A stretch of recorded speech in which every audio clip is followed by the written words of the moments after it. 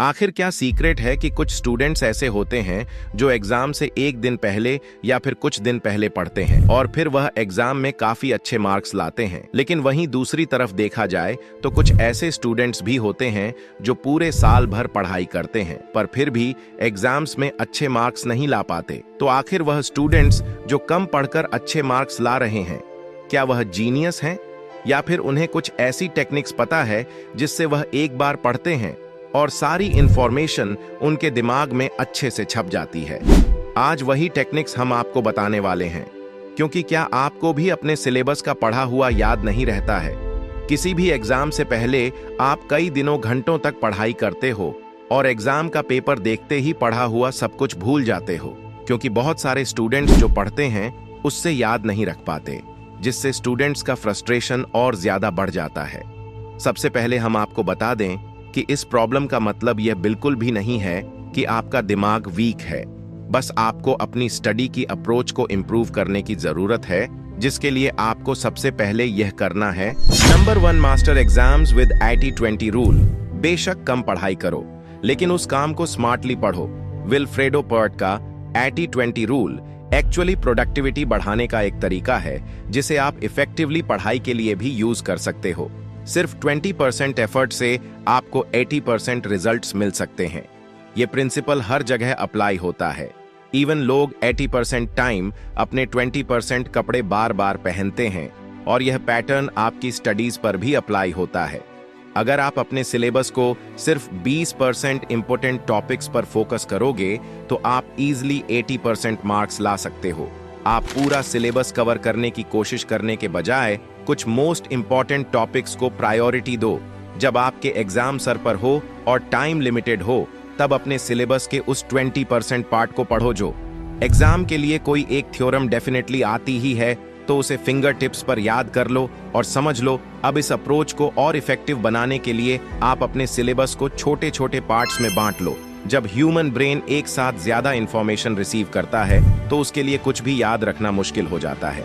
जैसे phone numbers को 3 या 4 डिजिट्स में डिवाइड कर दिया जाता है ताकि उसको याद करना इजी हो जाए। ठीक उसी तरह से अपने सिलेबस के चैप्टर्स को पार्ट्स में बांट लो और उसमें से 20% इंपॉर्टेंट टॉपिक्स पर फोकस करो। आप डेली गोल सेट करो, जैसे आज मुझे ये टॉपिक पढ़ना और याद करना है। इस मेथड से आप इंपॉर्टेंट इंफॉर्मेशन को सही से समझ और याद रख पाओगे। Number 2, Pomodoro technique. छोटे ब्रेक लो।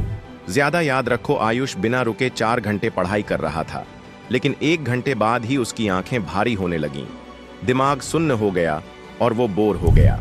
दूसरी तरफ नताशा ने पोमोडोरो टेक्निक अपनाई।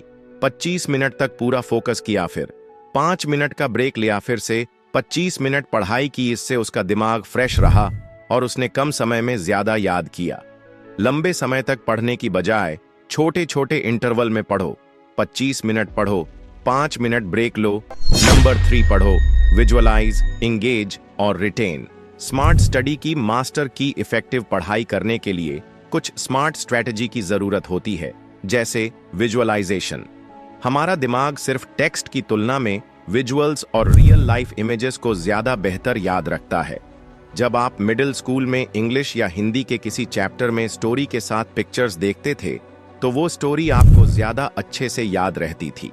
इसी तरह अगर आप अपनी लर्निंग को सिंपल बनाना चाहते हैं तो फ्लो चार्ट्स और डायग्राम्स का इस्तेमाल करें। अगर कोई टॉपिक आपको बहुत मुश्किल लग रहा है तो उसे किसी स्टोरी की तरह समझें। इस तरह वो टॉपिक आपको ऑटोमेटिकली याद हो जाएगा। नंबर 4, नेमोनिक्स और स्टोरी टेलिंग।